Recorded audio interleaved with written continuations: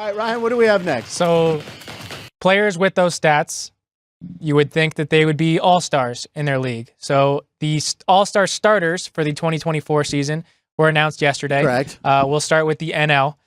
So the starting lineup for the NL All-Star Game. I can't believe Profar. Jurickson Profar, He's had a great year. his first All-Star appearance. He'll start in left field. Finally Fernando Tatis Jr.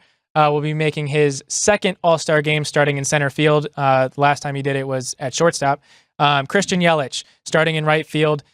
His third All-Star appearance. And if I can stop you there on Christian Yelich, hit a homer yesterday. That was a hump day homer of Alex's. For Alex, yes. And you had your Don Alvarez. He didn't hit a homer. We'll hear about that in a second. He didn't hit. Oh, okay.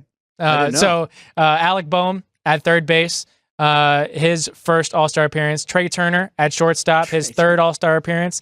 Ketel Marte at second base, his second All-Star appearance. Bryce Harper now at first base, making his eighth All-Star appearance. William Contreras, the brother of Wilson Contreras, former Cubby, making his second All-Star appearance at catcher. And Shohei Ohtani will be the DH for the National League, making his fourth straight All-Star appearance. The only guy who should not be starting, everyone else is fine with me. Trey Turner did not play enough to be starting. So he's in 342. He's had so like again, we know maybe. Some. He's been great when he's been healthy, but he just hasn't played enough this year to be there. Everyone else is. I'm happy that the vote, and I know. Look, some teams just get advantages because their fan bases show up and vote, but Profar does deserve to be there. I know some people like Jurickson Profar. Well, we talked about how he was like he was the number one prospect for the Rangers for years when he was like 19 or 20 years old. He was a huge prospect out of Curacao. Yeah. 3 of the 4 infielders for the National League are all Phillies. Yeah. Boehm, Turner, and Harper. Do have the best record in the NL. When I was a kid, all Dodgers, because you could stuff the ballot box. 3 million votes. I mean, it was Garvey, Lopes, Russell, and Say all started. They didn't deserve it, but it was when you would go to the game. I don't know if you guys remember this was still around when I was going to games as a young kid. You would go and get a ballot, and I was a baseball nut, and you took a pen, and there were little hanging pads.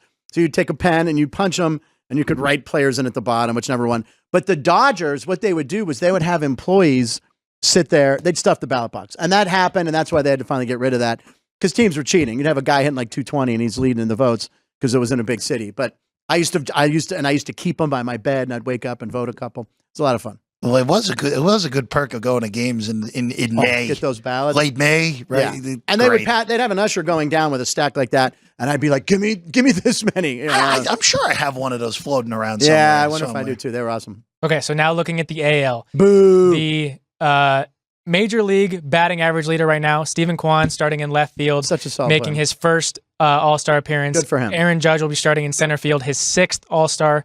Juan Soto, his 4th. Jose Ramirez, his 6th All-Star appearance. Gunnar Henderson at shortstop, making his first All-Star game. Jose Altuve at second base, making his 9th All-Star game. Vladimir Guerrero Jr. will be starting at first base, his 4th All-Star game. Adley Rutschman, who made his first last year, will be his 2nd this year. What a stud. And then Yordan Alvarez, my pick for yesterday's Hump Day Homer. He didn't hit a homer. He did indeed. So Alex and I are both he hit 2 on the board with 3. Was setting you up for 2. Yeah, you guys both. And he didn't hit 2. I thought he hit 2. No, he had a double. Oh, maybe I was scrolling down and I saw the double. Yeah, okay. Yeah. Anyway, good job. You guys both had it. I had Rutschman. Thanks a lot for screwing me. All right, and then we got the All-Star attire, correct? Yeah, so then they also announced the jerseys, or released the jerseys that the teams will be wearing. They're not good.